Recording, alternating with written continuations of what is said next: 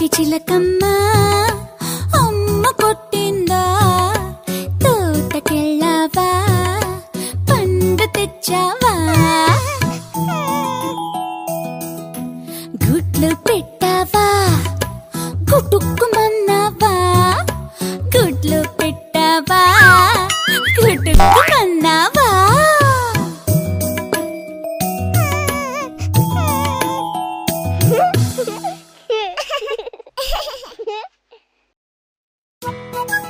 అదిగో చీమ వస్తుంది.